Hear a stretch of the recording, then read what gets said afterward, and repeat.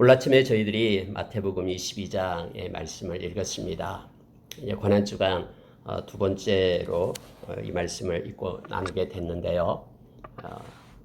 이번 주간 5일 5번에 걸쳐서 예수 그리스도가 십자가에 못 박히시기 전까지의 그 담화에 대해서 예수님이 우리에게 예수님이 우리에게 가르쳐줬던 그 말씀에 대해서 우리가 묵상하기를 원하고 이 말씀을 오늘 읽었습니다. 여러분, 오늘 읽은 말씀 가운데는 우리에게 많은 것들을 가르칩니다. 예수님께서 예수 그리스도를 믿는 하나님의 백성이 어떤 모습, 어떤 태도로 하나님을 바라보고 또 예수 그리스도를 믿어야 되는지에 대해서 오늘 말씀은 구체적으로 5가지를 우리에게 가르쳐주고 있음을 봅니다. 몇 가지 말씀을 묵상하고요. 우리가 기도하는 시간을 갖겠습니다. 여러분, 첫 번째 나온 말씀 22장 1절부터 14절에 나오는 말씀은요, 하나님의 나라에 대해서 우리에게 말씀하십니다. 여러분, 하나님의 나라는 누가 들어갈 수 있는가에 대해서 예수님은 비유를 통해서 우리에게 가르쳐주고 있는데요. 결론부터 얘기한다면 하나님의 나라는 하나님께서 택한 자만이 들어갈 수 있다라는 것을 성경은 말해줍니다. 여러분, 하나님이 택하지 않는 사람은요, 하나님의 나라에 대한 관심이 없습니다. 다 이 세상에서 뭔가 잘 먹고 잘 살고 유토피아를 건설하고 뭔가 행복하고 이 세상의 모든 것에 집중되어 있습니다. 마치 요한일서 2장 15절의 말씀처럼 세상과 세상에 있는 것들 속에만 사랑을 주고 있음을 보게 됩니다. 그러나 하나님의 나라의 백성은, 택한 자는 언제나 하나님의 나라에 관심이 있습니다. 그래서 주의 나타나심을 사모하는 자들이 됩니다. 데살로니가전서 1장에서 나왔듯이 데살로니가 교회 교인들이 그렇게 가지고 있는 특징 중에 6가지가 있다고 그랬죠. 그게 믿음의 역사, 사랑의 수고, 소망의 인내, 말씀의 능력, 성령의 기쁨, 그리고 또 하나는 그 플루시아, 주님의 강림에 대한 기다림을 가지고 있었던 그들이 다 있죠. 하나님의 그러한 택하심을 입은 자들, 천국에 들어가도록, 천국 백성이 되도록 택하심을 받은 자들이 하나님의 나라를 유업으로 받게 되는데, 그들은 하나님의 나라의 논리와 그 가치와 하나님의 나라의 그 말씀, 그것에 관심이 있다라는 걸 성경은 오늘 예수님께서 가르쳐주고 있는 거예요. 자, 이것을 천국은 마치 이와 같다 하면서 혼인잔치를 배운 임금과 같다 하면서 예수님께서 가르쳐주고 있습니다. 근데 문제는 보십시오. 3절에 보십시오. 종들을 보내어 그 청한 사람들을 혼인잔치에 오라 하였더니 오기를 싫어하거늘, 이렇게 되어 있습니다. 천국잔치, 혼인잔치, 그 잔치를 배설해 놨는데, 페스티벌을 열어놨는데 또 청함을 이미 알고 있습니다. 그렇게 요청을 했는데 그들이 오기를 싫어했다라고 성경은 말하고 있어요. 관심이 없어요. 왜냐하면요, 뒤에 보면 이렇게 됩니다. 자, 5절에 보십시오. 그들이 돌아보지도 않습니다. 아예 관심이 없다라는 거예요. 말은 누군가가 천국 갑시다라고 하면은 예예 하면서 고개를 끄덕거리지만은 온통 관심이요, 이 땅, 이 세상과 이 세상에 있는 것들만 관심이 있지, 천국은 죽어봐야 알지 이렇게 말하는 사람들로 가득 차 있습니다. 진짜 죽어보면 큰일 납니다. 모든 사람은 다 죽습니다. 히브리서 9장 27절의 말씀처럼. 그러나 반드시 죽은 후에는 심판이 있다라고 우리에게 말씀해주고 있기 때문에 그렇습니다. 예수님께서 누가복음 16장에서 그 지옥에 대한, 심판에 대한 얘기를 예수님이 기록해주고 있죠. 그건요, 돌이킬 수가 없는 거예요. 그것은요, 후회해도 소용이 없는 것이죠. 회개할 수도 없는 것입니다. 영원한 그런 벌이 있는 곳이 그곳이다라고 예수님께서 친히 우리에게 가르쳐 준 것이죠. 보니까 그들은요, 돌아보지도 않아요. 그리고 한 사람은 자기 밭으로 갑니다. 한 사람은 자기 사업하러 간다. 이 자기를 붙인 것은요, 뭐냐면은 세상과 세상에 있는 것들, 자기 거에만 관심이 있어요. 또 자기 것도 아닌데 실은 하나님께서 맡겨준 것이죠. 그리고 결산할 때가 반드시 있다라는 것을 성경은 우리에게 가르쳐주고 있는데, 자기 그렇습니다. 그래서 이 오기를 싫어할 뿐더러요, 돌아보지도 않고요, 다 자기의 밭으로 자기 사업하러만 갑니다. 심지어요, 이렇게 이곳에 잔치에 오라라고 얘기하는데도 말하고 있는 게 뭐냐면 6절에 보면 이렇게 돼요. 종들을 잡아 모욕하고 죽이기까지 했다라는 거예요. 아니 뭐 죽일 필요 뭐 있습니까? 모욕할 필요 뭐 있고요. 그러나 수많은 믿음의 선진들을 잡아 죽였어요. 정말로 생명 얻으라라고, 영원한 생명 얻으라라고, 이것이 살 길이라라고 외치는 그들이 무슨 죄가 있습니까? 그런데 그들을 모욕하고 핍박하고 오히려 잡아서 죽였다라고 지금 성경은 말하고 있는 거예요. 그들은 청한 사람들은 합당하지 않다라고 성경은 말하고 있습니다. 그러면서 이제 예수 그리스도를 이 땅에 보내셨습니다. 그의 아들을. 그래서 나가서 악한 자나 선한 자나 만나는 대로 그들을 초청해라라고 성경은 지금 말하고 있는 것이죠. 세상 사람들이 보기에 악한 자, 선한 자 모두 아무런 상관이 없습니다. 다 초청해라. 그래서 사람들이 모였다고 말씀을 하는데요. 자, 11절 보십시오. 우리에게 경종을 울리는 말씀입니다. 임금이 손님들을 보러 들어올새 거기서 예복을 입지 않는 한 사람을 보고 이르되 친구여 어찌하여 예복을 입지 않고 여기 들어왔느냐 하니 그가 아무 말도 못하거늘. 근데 너무 가혹합니다. 보십시오. 13절 보시기 바랍니다. 임금이 사원들에게 말하되 그 손발을 묶어 바깥 어두운 데에 내던지라. 거기서 슬피 울며 이를 갈게 되리라. 아니 여러분, 예복이가 안 입었다고 손발을 묶어가지고는 바깥에 어두운 데에 집어 던져라라고 합니다. 거기서 이를 간다라는 것은요, 영원하다라는 거예요. 그 벌이 그곳에 던져진다라고 말하고 있습니다. 그러면서 여러분 14절의 결론이 뭐냐면 이거예요. 청함을 받는 자는 많되 택함을 입은 자는 적으니라. 요즘에 막 내가 구원받았는지 어쩌는지 그걸 어떻게 알 수 있는가 하면서 막 유튜브에 막 돌아다니면서 마치 하나님 양 그렇게 이렇게 선포하고 있는 그런 얘기들을 보게 되는데, 여러분 이 구원은 하나님께 속한 것입니다. 근데 성경에서 말할 때는요, 적다라고 얘기합니다. 적다라고. 주여 주여 하는 자마다 천국에 들어가는 자가 아니다라고 얘기하면서 아버지의 뜻대로 행하는 자가 천국에 들어간다. 하나님의 뜻대로 행하는 자라야 천국 백성이 된다라고 말합니다. 예수님께서도 마태복음 7장에서 좁은 길을 말하고 있죠. 넓은 길, 많은 사람은 그 길로 가지만 좁은 길, 그 길을 찾는 자는 적다라고 얘기합니다. 그런데 그 길이 생명의 길이다라고 우리에게 가르쳐주고 있는 거예요. 청함을 받는 사람은 많되 택감을 입은 자는 적다라고 지금 성경은 말하고 있습니다. 여러분, 여기서 이제 들어왔던 예복을 입지 않고 있었던 사람, 예복을 입는다라는 게 그토록 입지 않는다는 게 그토록 큰 죄인가 우리가 이렇게 생각해 볼 수가 있죠. 여러분 그때 당시에요, 이렇게 어떤 혼인 축제에 참여하려면은 예복을 입고 들어가야 됩니다.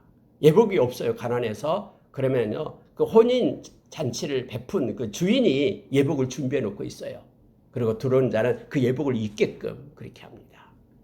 그런데 지금 이 사람은 다 예복을 입고 있는데 이 사람은 예복을 입고 있지 않고 그곳에 왔다라는 걸 얘기합니다. 다시 말하면은 그 주인의 요청에 그는 응하지 않는 거예요. 그 주인의 말을 경멸하고 그 말을 버린 거예요. 나는 이 혼인잔치를 축하하고 기뻐하기 위해서 온 게 아니라 그냥 비난하고 그 주인을 무시하고 경멸하기 위하여 왔다라는 그 표시가 바로 예복을 입지 않는 거다라는 걸 말합니다. 바꿔 얘기할까요? 우리가 잘 아는 방금 얘기했던 마태복음 7장 21절 주여 주여 하면서 말하지만은 아버지의 뜻대로 행하지 않는 자를 말하고 있는 것입니다. 그 아버지, 그 주인 대신 하나님의 그 뜻, 예복을 입은 것이 하나님의 뜻인데 거기에 입지 않고 그것에 왔다라는 것을 비유적으로 지금 표현하고 있음을 보게 됩니다. 부주의나 게으름 아니면 건방진 태도, 임금이 제공한 그 예복을 입지 않았음에 틀림없습니다. 여러분, 임금이 제공한 그 옷이 뭡니까? 바로 회개입니다. 회개하지 않고는 우리가 천국에 갈 수 없다라고 말합니다. 여러분, 세상의 모든 사람은 아까 우리가 찬양했듯이 다 죄인입니다. 성경에서 말하고 있잖아요. 선한 것이 아무것도 없는 죄인. 악한 그런 죄성을, 이 사르크스 죄성을 가진 인간이잖아요. 그래서 우리는 가만히 있으면 지옥에 가는 거예요. 우리 주님의 보혈을 힘입고 그 핏부림을 받아서 죄사함을 받는 택함받은 하나님의 백성들만이 천국 백성이 되는 거죠. 회개하는 자만이요. 그래서 회개의 옷을 입지 않았음을 성경은 우리로 하여금 깨닫게 합니다. 여러분, 택함을 받은 자만이 그 혼인잔치에 들어간다. 택함을 입은 자만이 적다. 그래서 그 천국에 들어가는 백성을 이렇게 표현하고 있습니다. 근데 성경에서는 곳곳에서 택함을 받는 자에 대해서 말하고 있습니다. 우리가 잘 아는 우리가 베드로전서 1장 2절의 말씀을 보면 베드로서는 그렇게 얘기했죠. 하나님께서 우리를 택하신 이유는 두 가지 것 때문이다라고 말합니다. 성령의 거룩하게 하심으로 순종함을 주기 위해서. 그래서 택함을 받은 하나님의 백성들은요, 성령의 사람들이요. 그 속에 성령님이 계십니다. 성령님 때문에 우리가 하나님의 나라를 유업으로 받는다라고 로마서 8장에서 기록해두고 있죠. 또 하나는요, 예수 그리스도의 핏부림을 받기 위하여 우리를 택했다고 얘기합니다. 우리에게 예수님의 그 보혈로 인하여 십자가의 그 은혜로 인하여 우리의 죄를 사함받고 예수 그리스도 의를 입혀서 하나님의 자녀, 의로운 자로 우리를 세우기 위해서 우리를 택했다라고 얘기합니다. 창함을 받는 사람은 많되 그 십자가를 믿고 예수 그리스도를 영접하는 사람은 적다라는 것이죠. 그래서 천국은 바로 택함 받은 자가 가는 곳이다라고 우리에게 가르쳐주고 있음을 보게 됩니다. 우리가 여러분 로마서 8장 29절의 말씀을 보면은 택함 받는 자에 대해서 하나님의 절대적인 불가항력적인 은혜를 우리에게 말씀해주고 있죠. 왜냐하면 하나님께서 은혜가 우리 가운데 임하지 않으면은 우리는 천국 백성이 될 수 없음을 성경이 말해주고 있습니다. 우리가 뭐 잘나서 능력이 있어서 뭐 천국 가는 시험을 봐가지고 합격해서 우리가 천국 가는 거 아니죠. 하나님의 전적인 은혜로 되었으면 하나님이 아시고 정하시고 부르시고 어렵다 하시고 그리고 우리를 영화롭게 하신 그런 하나님의 은혜 가운데 있다라는 것을 우리가 기억하기를 원합니다. 많은 사람들 택함 받지 않는 그들은요 천국에 오기를 그렇게 싫어합니다.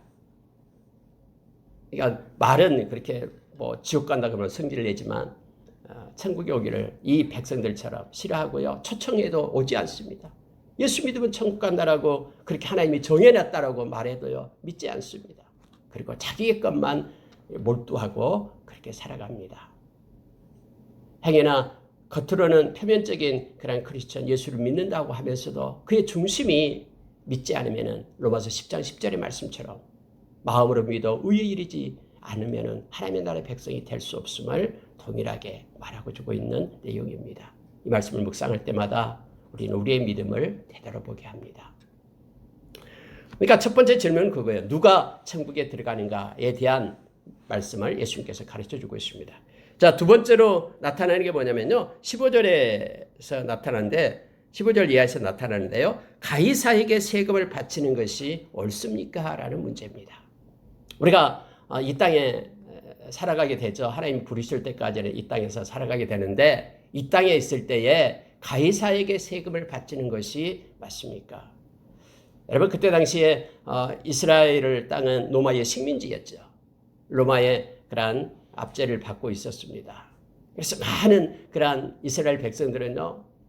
이 가이사, 로마의 황제인 이 가이사에게 우리가 세금을 바치는 것이 과연 맞냐 틀리냐 이 문제가 집중되어 있었습니다. 왜냐하면 우리를 억압하고 우리를 힘들게 하고 메시아가 온다 그러면 그리스도가 오신다 그러면 우리를 틀림없이 로마의 속박에서 우리를 구원해 주실 것이다라고 사회적 구원을 외쳤던 그들이었죠. 그런데 예수 그리스도가 이제 말씀을 전하고요. 또 성전에 와서 이렇게 외치고 하니까 많은 이들이 예수님을 따르고 하니까 예수님한테 와서 질문을 하는 거예요. 가이사에게 세금을 바치는 것이 맞습니까? 이것을 묻는 거예요. 많은 백성들의 정서는 가이사는 우리가 싸워야 될 대상이고 그들로부터 우리가 벗어나야 될 대상, 그 악한 왕이라고 생각한 거죠. 그런데 그에게 세금을 바친 것이 맞습니까? 라고 묻는 문제입니다. 예수님께서는 그 동전을 가져와라 해서 이게 누구의 흉상이냐라고 묻습니다. 가이사의 것입니다라고 말할 때에 예수님의 대답은 그것입니다. 가이사의 것은 가이사에게, 하나님의 것은 하나님께 바치라 라고 그렇게 말합니다. 만약에 여러분 가이사에게 세금을 바치라 그러면 많은 백성들의 마음이 하나님 예수님께로부터 따르던 예수님께로부터 돌아서게 될 것입니다. 그리고 가이사에게 세금을 바치지 말라 그러면 그런 실정법을 위반한 자로 그 로마법에 의해서 그가 체포되고 그가 감옥에 갇히게 될 겁니다. 이러한 함정을 가지고 예수님 옆에 그렇게 나왔는데요. 예수님께서는 단호합니다. 가이사의 것은 가이사에게, 이겁니다. 오늘날 우리가 이 시대를 살아갈 때에 이것은 큰 우리에게 길을 엽니다. 여러분, 때로는 우리가 그 권세, 권력 앞에 우리는 섭니다. 또 수많은 믿음의 선진들이 그렇게 또 서왔습니다. 근데 예수님께서는 그렇게 말씀했죠.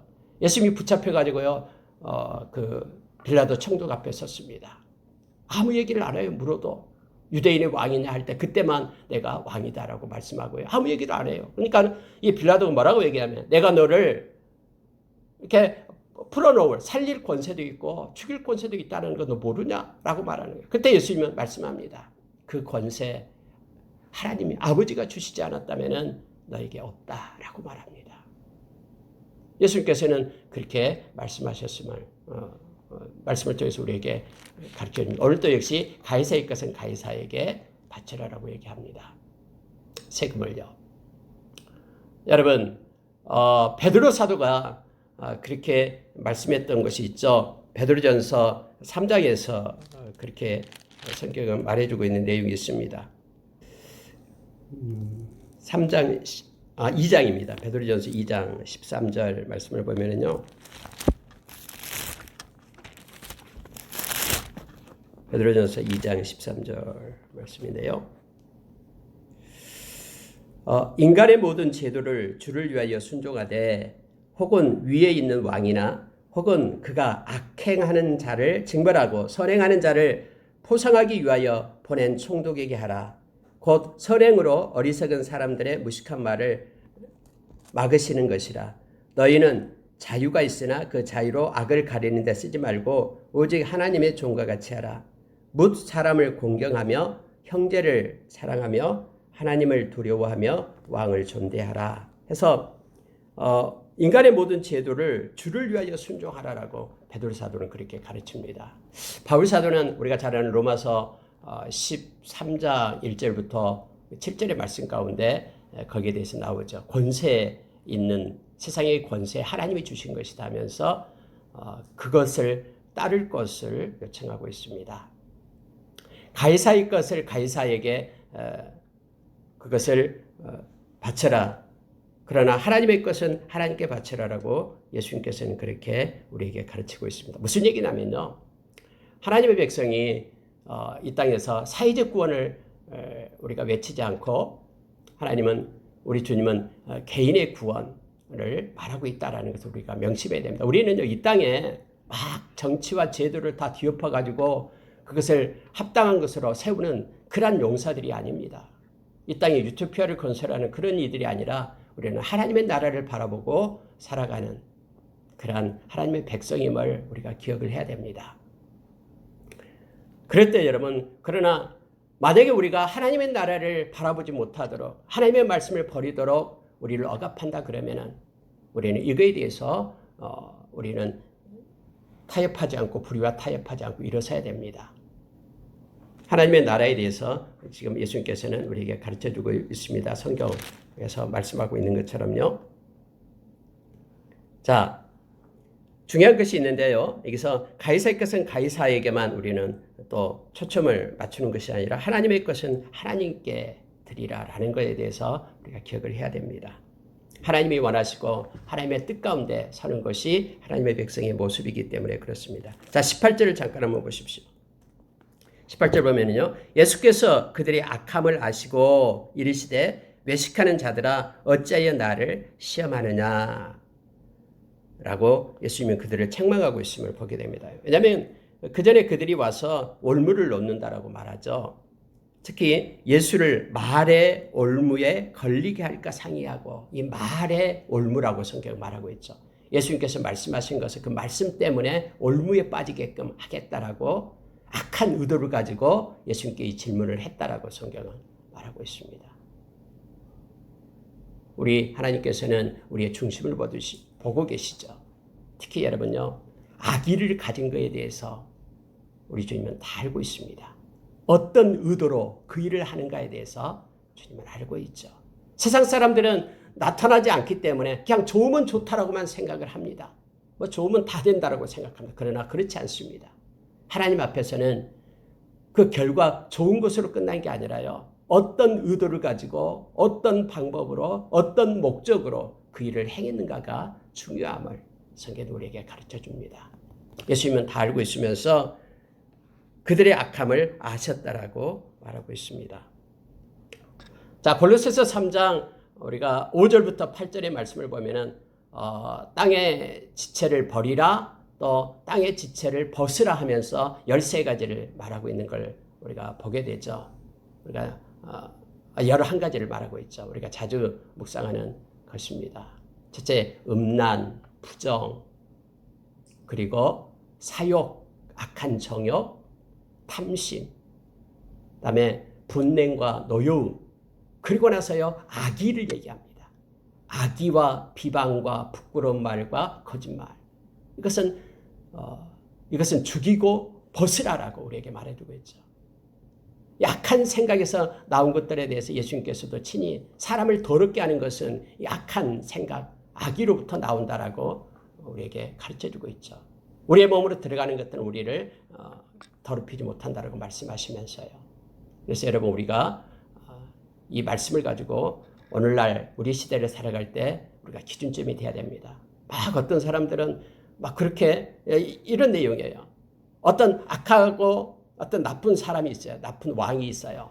그러면 여기에 대해서 행하는 것들은 여러 가지가 있습니다. 어떤 사람은 그 악한 왕을 갖다가 없애야 된다고, 제거해야 된다고 생각을 합니다.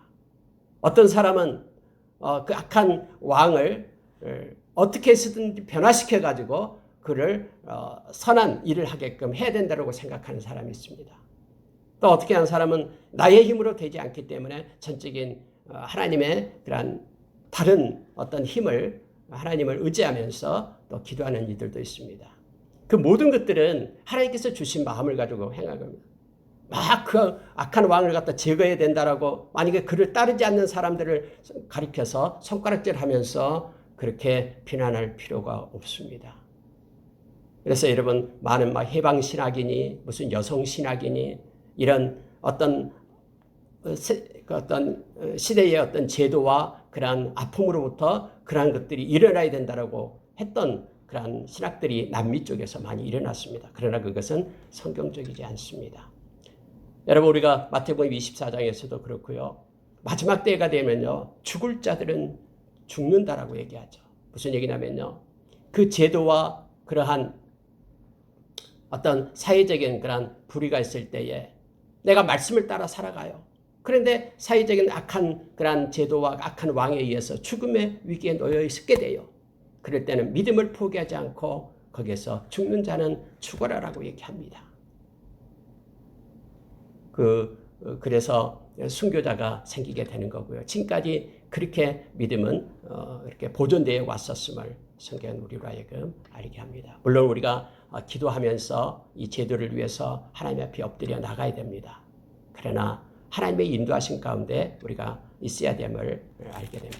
전적으로 예수 그리스도가 그때 당시에 이스라엘이라는 나라를 그렇게 해방시키고 그렇게 사회적 구원을 외치지 않았다라는 것을 우리가 기억을 해야 됩니다. 여기에 대해서 실망했던 이가 바로 예수님의 제자 중 가룟 유다입니다. 가룟 유다가 예수 그리스도가 십자가에서 죽어버린다고 하니까 이스라엘 백성을 구원할 자로 알았는데, 그래서 실망해서 예수님을 팔아넘기죠. 물론 그가 성경에서는 이제 그가 재정을 맡은 자였다라고 말하면서 그러한 탐심도 결부가 됐겠죠. 다음에 후회해서 그가 자살하게 됐음을 성경 우리로 너무나 잘 알게 됩니다. 가이사의 것은 가이사에게, 하나님 것은 하나님께 드리는 우리의 지혜가 예수님께서 가르침 준 지혜대로 우리가 이 세상을 살기를 원합니다. 그 다음에 나타나는 것이 뭐냐면요. 이 부활에 대한 논쟁이 됩니다. 사두개인들이 와서 말씀을 묻는 거죠. 다시 말하면 그때 계대 결론이 있게 됩니다. 우리가 신명기서 25장에 나온 말씀을 가지고요. 예수님께 묻게 되는데 이것은 우리에게 중요한 것을 가르쳐 줍니다. 왜냐면요. 사두개인들이 와서 뭐라고 얘기하냐면은 7명의 그 사람이 있었고 한 명이 첫째와 결혼했는데 다 죽었다라는 거예요. 상속자가 없어요. 그러면은 계대 결혼으로 다음 둘째, 셋째에서 상속사를 세우게끔 했는데 다 죽었다라는 거죠. 이제 그러면 다음에 부활이 있다라고 말한다면은 그럼 이 여자는 누구의 부인이 되냐라고 묻는 거예요. 그렇기 때문에 부활이 없다라고 그들은 말하고 있는 것이에요. 여러분 예수님께서는 이 말씀에 대해서 그렇게 말하고 있죠. 자, 29절 보시기 바랍니다. 누구의 아내가 됩니까? 라고 묻는 그들의 말에 예수께서 대답하여 이르시되 너희가 성경도 하나님의 능력도 알지 못하는 거로 오해하였도다 라고 결론을 내어줍니다. 부활 때에는 장가도 아니가고 시집도 아니가고 하늘에 있는 천사들과 같으니라 라고 말하면서 반드시 부활이 있다라고 예수님은 말씀해주고 있고 거기에서는 영원히 산다라고 우리에게 말해주고 있는 것입니다. 무슨 얘기냐면요. 때로는 우리는 이 사두개인처럼요. 이 자기 논리 모순에 빠지게 됩니다. 내가 논리적으로 보니까 이거 말도 안 된다라는 거예요. 어떻게 이렇게 되냐? 모세율법에 우리는 모세율법을 가지고 있는데 율법에 이렇게 결혼해라고 했는데 만약에 된다면은 천국이 있다 그러면은 부활이 있다 그러면은 어떻게 되냐라고 말하는 자기 논리에 그들은 모순 속에 빠지게 됨을 알게 합니다. 여러분 예수님께서 대답을 할 때요. 중요한 것을 말씀하시는데 이렇게 말씀하시는 거예요. 자, 32절 보시기 바랍니다. 나는 아브라함의 하나님이요 이삭의 하나님이요 야곱의 하나님이로라 하신 것을 읽어보지 못하였느냐? 하나님은 죽은 자의 하나님이 아니요 살아있는 자의 하나님이시니라 하시니 하나님은 살아있는 자의 하나님이다 라고 말합니다. 여러분 옛날에는 저도 이 말씀이 잘 이해가 안 됐습니다. 왜 하나님은 아브라함의 하나님, 이삭의 하나님, 야곱의 하나님 이렇게 말씀하실까? 근데 여러분 우리 말에는 시제가 잘 안 나타났기 때문에 잘 이해가 잘 어렵습니다만은 이건 현재 시제로 쓴 거예요. 아니 아브라함은 이미 죽었잖아요. 이삭과 야곱은 다 죽었어요. 그런데 I am을 씁니다. I am the God of Abraham 이렇게 돼 있죠. 헬라어로 보면 에고 에이미 허 데이워스 이렇게 합니다. 무슨 얘기냐면요. 나는 지금 내 앞에는 아브라함이 있고 이삭이 있고 야곱이 있다라는 거예요. 그들이 이 세상에서는 죽었지만은 그러나 내 앞에는 지금 아브라함이 있고 이삭이 있고 야곱이 있다. 그들의 하나님. 만약에 여러분 아브라함은 만약에 이 과거로 쓴다면요. 과거로 썼다면은 이거예요. 나는 아브라함의 하나님이었다. 그때 당시 아브라함이 살아있을 때 나는 그들의 하나님이었고 이삭이 살아있을 때 이삭의 하나님이었었고 야곱이 살아있을 때 야곱의 하나님이었었다라고 과거를 쓰지 않았어요. 그러면 지금 아브라함 죽고 이삭 죽고 야곱 죽고 있기 때문에 하나님밖에 없다라는 거죠. 그러나 하나님은요. 나는 지금 아브라함이 하나님이고 이삭이 하나님이고 야곱이 하나님이다. 이 말은요. 지금 아브라함이 있다라는 것을 말하고 있는 거예요. 만약에 여러분 아브라함이 죽어서 전혀 없다라는 부활이 없어가지고 그들이 전혀 없다 그러면은 지금 부활에 대해서 얘기하고 있는 거거든요. 부활이 없어 전혀 없다 그러면은 아브라함과 맺었던 그 언약이 무슨 의미가 있습니까? 아브라함하고요. 창세기 12장에서 아브라함과 하나님과 맺었던 그 언약이 아브라함이 죽고 이제 없어져 버렸다면은 그게 아브라함에게 무슨 의미가 있냐 이거예요. 지금 부활이 없다라고 말하는 그들에게 그들의 율법을 가지고 지금 말하고 있는 거예요. 하나님은 나는 지금 아브라함과 이삭과 야곱의 하나님이고 그들은 나의 앞에 있다라고 말하고 있는 거예요. 그래서 여기서 말할 때요. 하나님은 죽은 자의 하나님이 아니요 살아있는 자의 하나님이시니라 라고 말하고 있는 것입니다. 여러분 누가복음에 보면요. 좀 더 정확하게 말씀을 해주고 있습니다. 누가복음 20장 38절에 보면은 성경이 이렇게 말해주고 있죠. 누가복음 20장 38절입니다. 누가는 좀 더 세밀하게 표현하고 있어요. 하나님은 죽은 자의 하나님이 아니요 살아있는 자의 하나님이시라. 하나님에게는 모든 사람이 살았느니라. 하나님에게는 모든 사람이 살아있어요. 그래서 이것은 무슨 얘기냐면 부활을 지금 말하고 있는 내용입니다. 이 말을 듣고요, 거기에 있던 무리가 듣고 그의 가르침에 다 깜짝 놀래버립니다. 그들은 자기 논리 속에 부활이 없어.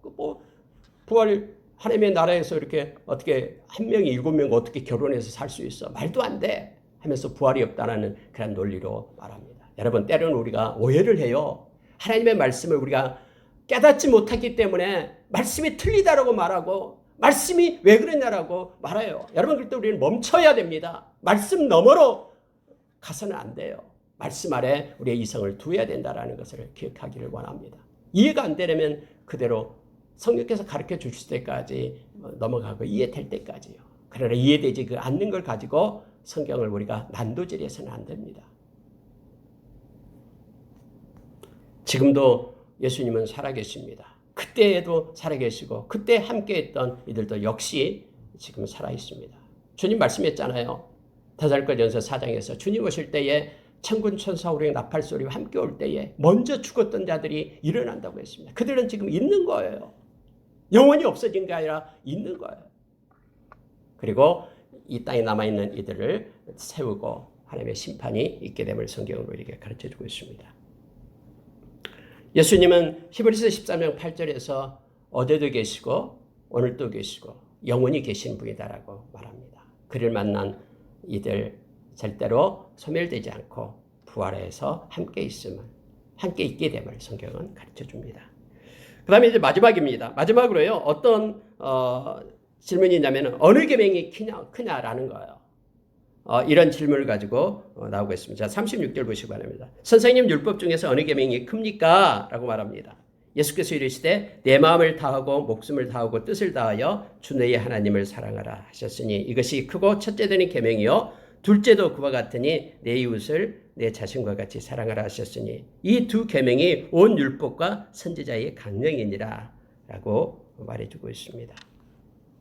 하나님을 사랑하는 것 그리고 이웃을 사랑하는 것, 이것이 율법과 선지자의 강령이다라고 얘기합니다. 여러분, 하나님을 사랑하는 그 사랑을 가지고 우리가 이웃을 사랑할 수가 있습니다. 특히 하나님의 백성에게는 하나님의 사랑의 열매가 많이 맺혀져서 하나님께 영광 돌리는 우리가 되기를 원합니다. 사랑이 가장 큰 계명임을 우리가 기억하고 나갈 때에 우리가 이 땅에서 예수님께서도 이 세상 떠나실 때에 새로운 계명 서로 사랑하라 라고 우리에게 주신 그 사랑을 실천하는 자로 서기를 원합니다. 특히 사랑할 때요, 세 가지를 요청합니다. 마음을 다해라 라고 말합니다. 마음이 쪽마음이 아니라 이 온전한 마음으로 사랑할 것을, 하나님의 사랑에도 마찬가지입니다. 우리가 온전함으로 하나님을 사랑해야 됩니다. 한쪽에 다른 것을 하나님 대신에 두고 이 쪽마음 품는 거 하나님이 너무너무 싫어하시죠. 마치 남편과 아내로 표현하고 있죠, 성경에는요. 그래서 아내와 남편이 서로 온전하게 사랑을 할 것을 성경에 말해주고 있는 것처럼요. 하나님에 대한 사랑도 동일하다라고, 이웃에 대한 사랑도 동일함을 알게 합니다. 그 다음에는 목숨을 다하라라고 말하죠. 이게 마음, 그다음에 목숨, 그리고 뜻, 또 다른 데서는 힘을 다해까지 하나님을 사랑할 것을, 전인격적으로 하나님을 사랑할 것을, 그리고 이웃을 내 몸과 같이 사랑할 것을 성경은 말해주고 있습니다. 또 이것도 여러분 우리가 많이 묵상해야 될 것 중에 하나죠. 자기 자신을 사랑하라라는 책도 나와 있습니다. Love Yourself라는 책이 있죠. 어떤 사람은요, 자기 자신을 사랑을 안 해요. 이것도 성경적이지 않습니다. 내 몸과 같이 이웃을 사랑하라라는 것이죠. 그래서 내 몸보다도 이웃을 사랑하라 그래서 자기를 막 자해하고 막 자기를 힘들게 하고, 이게 아니라 하나님께서 내게 주신 것, 이것도 감사하면서 내 자신을 사랑하면서 나가야 됩니다. 내 몸보다도 이웃을 사랑하라라고 말하지 않았습니다. 내 몸과 같이 이웃을 사랑하라라고 말합니다. 우리가 오늘 하루도 사랑 가운데 거하기를 원합니다. 그리고 사랑으로 행하지 않는 모든 것들은 다 헛것이다라고 성경은 말해주고 있습니다. 한 가지 더 있네요. 예수님께서 이제 마지막으로 가르쳐 준 거 다섯 번째가 뭐냐면요. 이거예요. 예수님이 직접 물어요, 이제는. 계속 질문만 받다가 예수님이 묻는 질문이 뭐냐면요. 이것입니다. 자, 42절 보십시오. 너희는 그리스도에 대해서 어떻게 생각하느냐? 누구의 자손이냐라고 예수님이 묻습니다. 그리스도가 누구의 자손이냐? 그들이 말씀을 보니까 말씀 속에서는 그들이 다윗의 자손이다라고 말했죠. 그래서 다윗의 자손입니다라고 그들이 대답하니까 예수님이 또 다른 질문을 하십니다. 그러면 다윗이 성령에 감동되어 어찌 그리스도를 주라 칭하며 말하기를 주께서 내 주께 이르시되 내가 내 원수를 내 발 아래에 둘 때까지 내 우편에 앉아 있으라 하셨도다 하였느냐라고 물어요. 여기서 여러분 시편 110편 1절에서 다윗이 그렇게 고백하는 내용이에요. 주께서 내 주께 이르시되, 주께서 하나님을 가리키죠. 내 주께 그리스도를 가리켜요. 주께 이르시되 내가 하나님이 내 원수를 내 발 아래 둘 때까지 내 우편에 앉아 있으라. 이렇게 주께 말씀했다라고 성령에 감동되어 그렇게 고백했다라고 말하고 있는 거예요. 그리스도가 이미 남아 있다라고 다윗 때에 말하고 있는 것입니다. 다윗이 그리스도를 주라 칭하였은즉 어찌 그의 자손이 되겠느냐. 그렇게 예수님께서 그들에게 질문을 합니다. 그들은 깜짝 놀라죠. 생각지도 않은 것을 얘기합니다. 예수 그리스도는 어제나 오늘이나 영원토록 동일하시고요. 구약에도 우리가 성경을 읽을 때도 그래서 예수님이 주는 이 관점을 가지고 구약을 읽어야 됨을 말하고 있습니다. 예수님이 그렇게 말씀하셨거든요. 다윗 때 내가 있었고 아브라함 때 내가 있었다라고 성경 말하죠. 여러분 특히 우리가 요한복음 8장 56절에서 57절에 보면은요. 아브라함에 대한 얘기를 합니다. 아브라함 그가 나 보기를 기뻐했다. 그래서 나를 보고 너무너무 즐거워했다. 이 말을 하는 거예요. 그때 사람들이 깜짝 놀라죠. 아니 아브라함은 그때 당시만 해도 아브라함이 2200년 전의 사람인데 그때 당시 2200년 지금 4200년 전 사람이죠. 그 사람들이 깜짝 놀라면서 당신이 50도 안 됐는데 아브라함과 함께 있었다. 말도 안 되라고 말할 때에 예수님께서 그렇게 말했죠. 아브라함이 나를 보았다. 아브라함이 있을 때 내가 있었다. 라고 말합니다. 여러분 다윗이 그리스도를 주라 칭하였은즉 어찌 그 자손이 되겠느냐. 예수 그리스도는 어제나 오늘은 영원토록 동일하신 하나님이시며요. 그분은 이 시간 밖에 계신 분임을 우리로 하여금 다시 알게 합니다. 이 인간의 역사는 언제나 시간과 공간의 역사 속으로 있죠. 근데 시간과 공간을 뛰어넘고 그 바깥에 계시는 원래 시간과 공간, 시간도 창조물이죠. 우리 하나님께서 창조한 영원부터 영원까지 알파와 오메가 되신 그 예수 그리스도를 이 말씀을 통해서 우리에게 가르쳐주고 있습니다. 예수님은 영원하십니다. 그렇기 때문에 예수님은 우리의 소망이 됩니다.